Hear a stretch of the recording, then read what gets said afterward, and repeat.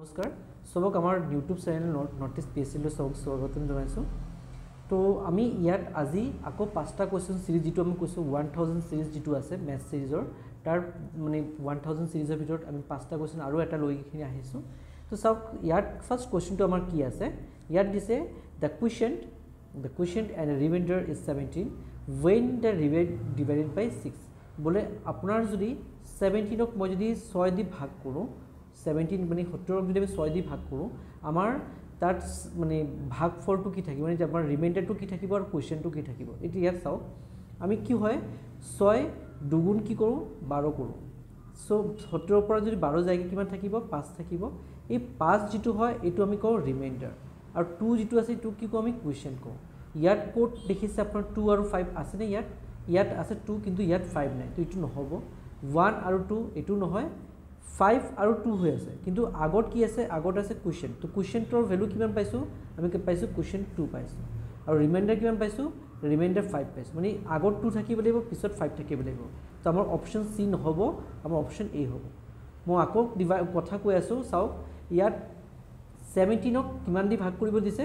6 দি ভাগ কৰিব দিছে। তো 6 দুগুণী 12 হয়, 17ৰ পৰা আমি যেতিয়া 12 মাইনাছ কৰি দিওঁ আমি 5 পাওঁ আৰু যিটো 5 থাকে 5ই আমাৰ কি হয় ৰিমাইণ্ডাৰ কো বা চেছ ফল থাকে যিটো থাকি যায় আৰু 2 যিটো থাকে এইটো আমাৰ কুৱেশ্যন থাকি যায়। ক্লিয়াৰ। আমি নেক্সট কুৱেশ্যন যাওঁ। নেক্সট কুৱেশ্যন কি দিছে কৈছে probability of an event E, probability of event E plus probability of event not E, মানে আমাৰ কি কৈছে ধৰক আমি এটা কাম কৈ আছোঁ, ধৰক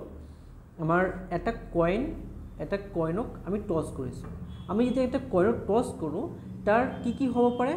হেড পাব পাৰোঁ বা টেইল পাব পাৰোঁ। দুটাতো একেলগে নাপাওঁ না, কেতিয়া হেড পাওঁ কেতিয়া টেইল পাওঁ। তো কণ্ডিশ্যন কি হৈ আছে আমি দুটা কণ্ডিশ্যন পাব পাৰোঁ। টোটেল কণ্ডিশ্যন কিমান পাব পাৰোঁ, দুটা কণ্ডিশ্যন পাব পাৰোঁ। এতিয়া যদি তাৰ ভিতৰত যদি মই কওঁ আপোনাৰ হেড কিমান বা পাব, তো আপুনি ক'ব হেড এটাই আছে আপুনি এবাৰেহে পাব পাৰে। টোটেল কণ্ডিশ্যন কিমান হৈ আছে দুটা কণ্ডিশ্যন, মই সেইটো কাৰণে 2 দি ভাগ কৰিছোঁ আৰু এটা কণ্ডিশ্যন যিটো কৈছোঁ মানে হেড এটাই আছে সেইটো কাৰণে 1 দি ভাগ কৰিছোঁ। তো 1/2 যিটো হ'ব এইটো প্ৰববিলিটি হৈ যায়, হয়নে নহয়, মানে এইটো হেড পোৱাৰ চান্সটো কি আছে 1/2। একেটাই কথা যদি মই কওঁ এটা ডাইচ আছে, এটা ডাইচত কেইটা হেৰি কণ্ডিশ্যন আছে আপুনি ক'ব 1 পাব পাৰে 2 পাব পাৰে 3 পাব পাৰে 4 পাব পাৰে 5 পাব পাৰে আৰু 6 পাব পাৰোঁ। এই 6টা কণ্ডিশ্যন আমি পাব পাৰোঁ, হয়নে নহয়। তো আমি যদি সুধোঁ আমি ইয়াৰ ভিতৰত 2 পোৱাৰ চান্সটো কিমান আছে, 2 পোৱাৰ চান্সটো কিমান আছে বা 2 পোৱাৰ প্ৰববিলিটি কিমান আছে, তেতিয়া আমি কওঁ কেইটা চান্স আছে আমি 1 পাব পাৰোঁ 2 পাব পাৰোঁ, টোটেল 6টা বস্তু আমি পাব পাৰোঁ, হয়নে নহয়। তো 6টা বস্তু মানে টোটেল কিমান হৈ আছে 6 হৈ আছে। তাৰ ভিতৰত 2 কেইটা আছে 2 একটাই আছে, তো 2 ওপৰত আহিব, 2 মানে এটা কণ্ডিশ্যন। তো আমি মানে যদি কওঁ 2 পোৱাৰ চান্সটো কিমান আছে আপুনি ক'ব 1/6, ঠিক আছে। এতিয়া 2 পোৱাৰ চান্সেছ কিমান আছে 2 পোৱাৰ চান্সেছ 1/6। এতিয়া 2 নোপোৱাৰ চান্সেছ কিমান আছে আপুনি ক'ব 5/6। কিয় 5/6, 2ক যদি বাদ দি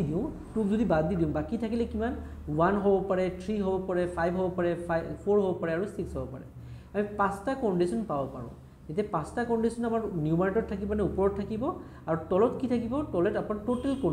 কণ্ডিশ্যন কেইটা আছে 6টা হৈ আছে, তো 5/6 হৈ যাব, হয়নে নহয়। আৰু চাওক আমি যদি দুটাক যোগ কৰি দিওঁ এইটোতো কিমান হ'ব 6 আৰু 6 তলত 6 হৈ আছে, আমি জাষ্ট ওপৰৰ বস্তুখিনি প্লাছ কৰি দিলেও হ'ব। একেৰ লগত যদি 5 যোগ কৰোঁ আমি কিমান পাম 6ক যদি 6 দি ভাগ কৰোঁ কিমান পাম 1 পাম। চ' এইটো মই কৈ আছোঁ যদি প্ৰববিলিটিজ এটা ইভেণ্ট মানে হ'বলৈ চান্স হৈ আছে, মানে এটা কণ্ডিশ্যন যদি হ'বলৈ যদি আপোনাৰ ধৰক 1/2 হৈ আছে 1/3 যি আছে আৰু এইটো যদি হৈ আছে তাৰ নোহোৱা চান্সেছটো যদি দুটাক যোগ কৰোঁ সদায় আমি তাৰ যোগফলটো 1 পাম, সদায় যোগফলটো কিমান পাম 1 পাম। যেনেকৈ ইয়াৰ কথা কওঁ ইয়াত এটা পোৱাৰ চান্স কিমান আছে, হেড পোৱাৰ চান্স কিমান আছে 1/2। এতিয়া হেড নোপোৱা চান্স কিমান আছে আপুনি ক'ব এটাই আছে ইয়াতে টেইল, তো 1/2। এই দুটা যোগ কৰিলে কিমান পাওঁ আমি পাওঁ 2/2, এইটো 1 হ'ব, হয়নে নহয়। মানে আমি যিমান পোৱাৰ চান্সেছ আৰু নোপোৱা চান্সেছ যদি যোগ কৰোঁ আমি সদায় তাৰ মানটো কিমান পাম 1 পাম। তো অপশ্যন 2 আপোনাৰ এইটো এনচাৰ হৈ যাব। নেক্সট কুৱেশ্যনটো চাওক কি দিছে ইয়াত, for what value of A and B, এৰ কি মান আৰু বি কিমান মানৰ কাৰণে ভেলু যিটো আছে সাইন এটু চাওক আপোনালোকে ক্লিয়াৰলি দেখা পোৱা না চাগে সাইন a plus b হৈ আছে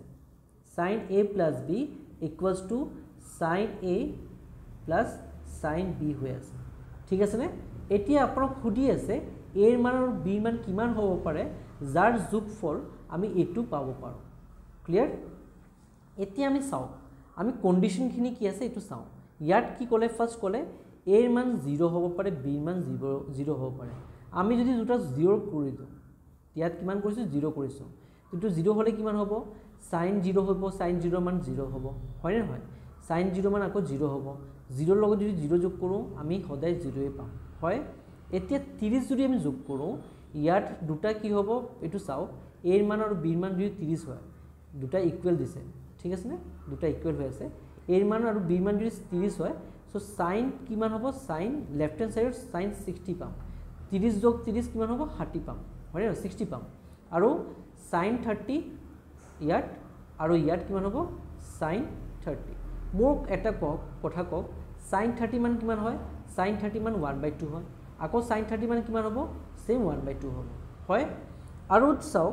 ইয়াত sin 60 মান কিমান হৈ আছে √2 বা 3/2 কি দুটা একেটা হয় নেকি দুটা যদি যোগ কৰাৰ পিছত কি আমি 3/2 পাম নে নাও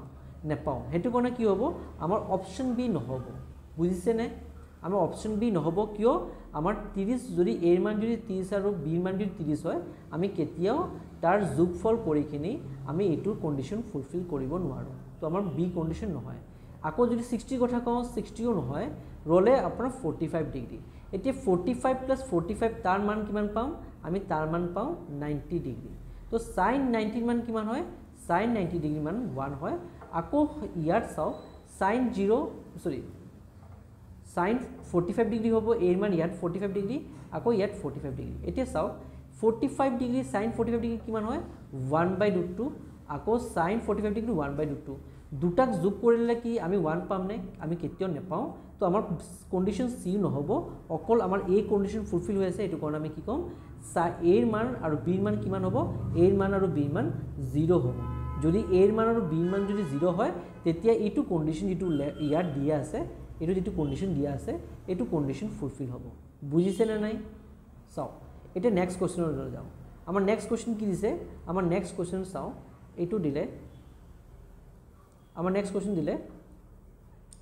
HCF of 272 আৰু 148 কিমান হ'ব HCF of 272 আৰু 148 ৰ কি হ'ব এটা চাওক আমি তাত দুটা কন্ডিশন দিবলৈ গৈ আছো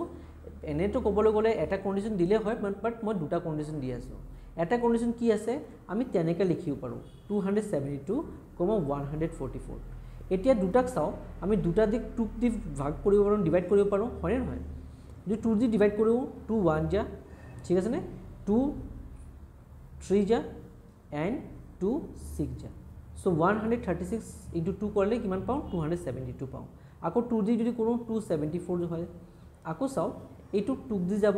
2 দি কিমান 2 6 গুণ 2 6 গুণ আৰু এইটো কি হ'ব 2 8 গুণ এইটো কিমান হ'ব 2 যদি ভাগ কৰো তো এইটো হ'ব 37 এতিয়া কি আগলৈ যায় নে আগলৈ ডিভাইড নহব হয় নে নহয়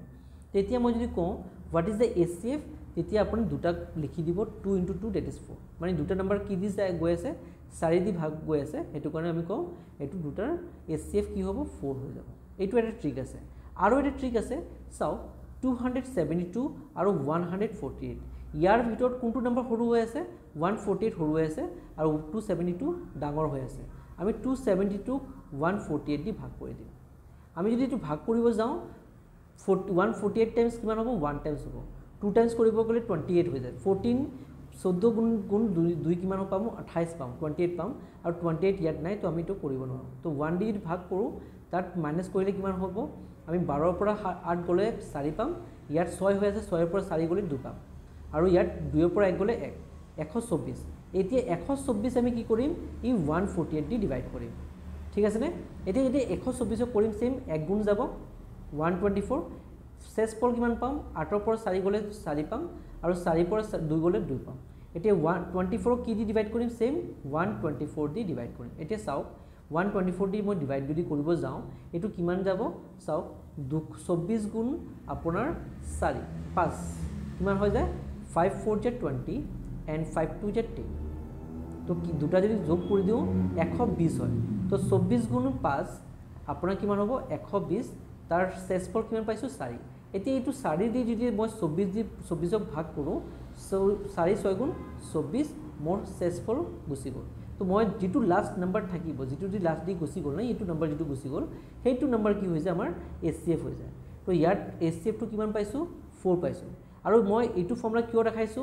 এইটো ইউক্লিডছ ডিভিজন এলগৰিথম আমি কিয় কৰো এইটো কৰাৰ ৰিজন এটা হয় এতিয়া সৰু নাম্বাৰ আছে আপোনালোকে ধুনিয়াকে কৰি ললে কেতিয়াকে ডাঙৰ নাম্বাৰ হৈ যায় আপুনি বহুতখিনি স্টেপ যাব লাগে তাৰ কাৰণে এইটো নাম্বাৰ অলপ সুবিধা হৈ যায় আপোনালোকক কৰিব কাৰণে সুবিধা হৈ যায় ঠিক আছে নে এটা চাও আমাৰ নেক্সট কোৱেশ্চন তাৰ নেক্সট কোৱেশ্চনটো কি আছে ইয়াৰ আমাৰ নেক্সট কোৱেশ্চনটো দিলে which one of the is not a rational number তলৰ দিয়া কোনটো নাম্বাৰ আপোনাৰ ইৰেশনাল হয় তলৰ দিয়া কোনটো নাম্বাৰ ইৰেশনাল হয় মানে অপৰিমেয় সংখ্যা হয় এতিয়া অপৰিমেয় সংখ্যাৰ কাৰণে আমি কি চাও আমি চাও যদি ৰুট ওভাৰ হৈ আছে যদি নাম্বাৰখিনি ৰুট ওভাৰ হৈ আছে তাৰ ৰুট ওভাৰ যদি হয় ৰুট ওভাৰৰ ভিতৰত নাম্বাৰখিনি পাৰফেক্ট স্কয়াৰ নাম্বাৰ হৈ আছে না নাই যদি পাৰফেক্ট স্কয়াৰ নাম্বাৰ হয় এটো পৰিমেয় সংখ্যা হয় মানে ৰেশনাল নাম্বাৰ হয় আৰু যদি আপোনাৰ পাৰফেক্ট স্কয়াৰ নহয় নট পাৰফেক্ট স্কয়াৰ নাম্বাৰ হয় তেতিয়া এইটো নাম্বাৰ হদায় কি হ'ব ইৰেশনাল নাম্বাৰ হদায় বেছিভাগ সময় আমি ইৰেশনাল নাম্বাৰ পাওঁ এতিয়া চাও আমাৰ ইয়াৰ কি কৈছে which of the following is not irrational number কোনখিনি ইৰেশনাল নাম্বাৰ নহয় এতিয়া চাওক ৰুট ওভাৰ 5 ৰ মান আমি কেতিয়া যদি উলাব যাও এটো ডেসিমেলত আহি যাব নন টাৰ্মিনেটিং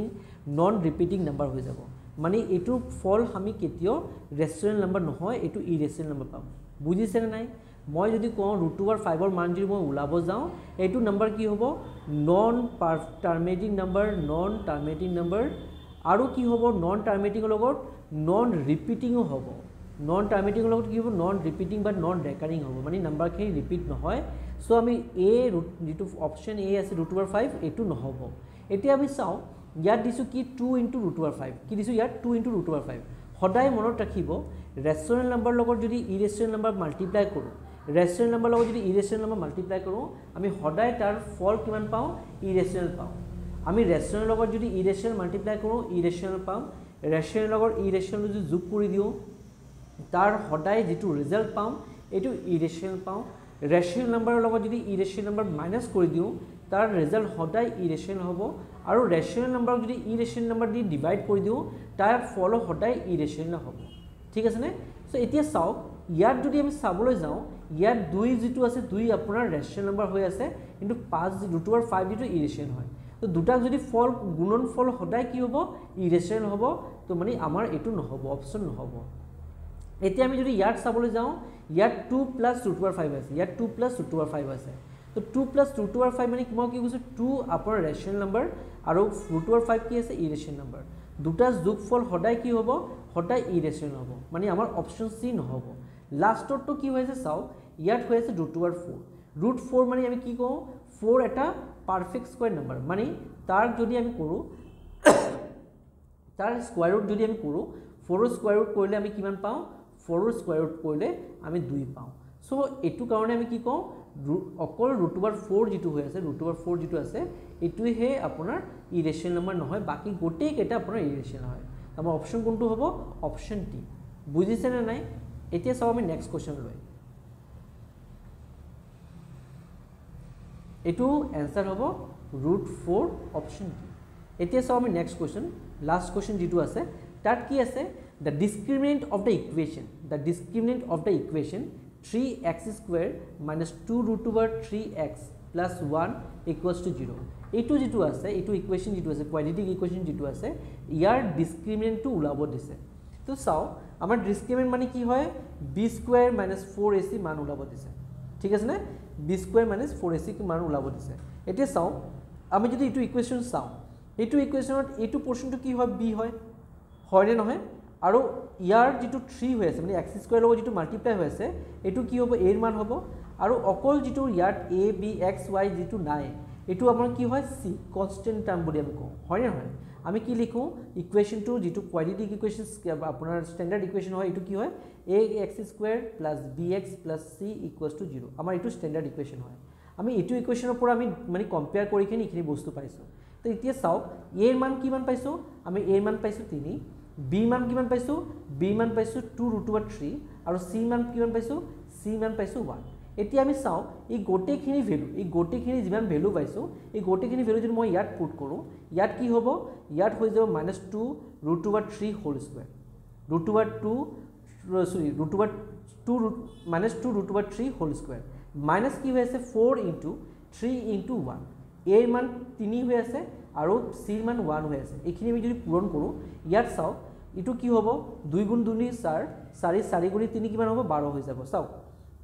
√3 * 2 √3 এতিয়া চাওক 2 * 2 কিমান হ'ব 4 হ'ব আৰু √3 লগত √3 যদি মাল্টিপ্লাই কৰো আমি 3 পাম আমি কিমান পাম 3 আৰু 4 * 3 কিমান হ'ব আপোনাৰ 12 হৈ যাব তো আমি ইয়াত লিখিছো 12 লিখিছো মাইনাস 4 3 = 12 12 1 = 12 মানে আমি কিমান পাম 12 এতিয়া 12 পৰা যদি 12 বিয়োগ কৰো আমি কিমান পাম 0 পাম অপচনত কি 0 আছে নে হয় আমাৰ অপচন সি এনসাৰ হৈ গ'ল আমি আশা কৰিছো আপোনালোকৰ সাকে যিখিনি মই আমি ইয়াত ক্লাছত ডেইলি বেসিছত ডিসকাস কৰি আছো এইখিনি বস্তু আপোনালোকক সুবিধা মানে বুজি পাইছে আৰু এইখিনি কমেন্টত আপোনালোকক জনাব এইখিনি বস্তু কিমান কেনেকে হৈ আছে আৰু ধন্যবাদ আপোনালোকক সবৰ আপোনাৰ ইমান সময় দেখিনি আমাৰ ভিডিওখিনি চাবৰ কাৰণে আৰু আমাৰ চাওক আমি ইটো ইয়াত মই আমি এটা বস্তু কবলৈ গৈ আছো আমি এটা ইউটিউব চেনেল আমাৰ WhatsApp চেনেল এটা খুলি আছো যত আপুনি কি কৰিব আপোনালোকৰ তাত ফোন নম্বৰ থাকিব এই ফোন নম্বৰত আপোনালোক জয়েন কৰি কিনি আপোনাৰ WhatsApp গ্ৰুপত জয়েন কৰিব তাতে এইখিনি যিখিনি কোৱেশ্চন আমি দি আছো ইয়াৰ PDF পাব আৰু অকল এইটো নহয় এইখিনি যিখিনি ক্লাছ হৈ আছে গোটেখিনি ক্লাছৰ লিংক পাব আৰু আপোনাৰ কি হ'ব তাত 1000 প্লাস মেথছৰ কোৱেশ্চন 1000 প্লাস আপোনাৰ ৰিজনিং কোৱেশ্চন 1000 প্লাস আপোনাৰ জিকে কোৱেশ্চন জিকে জিএস কোৱেশ্চন আৰু 1000 প্লাস আপোনাৰ ইংলিছৰ কোৱেশ্চন আমি ডিসকাস কৰিম ঠিক আছে নে তো এইখিনি কাৰণে আপোনালোকৰ আমাৰ ইউটিউব চেনেলটো হেৰি কৰি সাবস্ক্ৰাইব কৰিব আৰু কিবা যদি ডাউট থাকে আপোনালোক কমেন্টত জনাব ধন্যবাদ আপোনালোক সকলো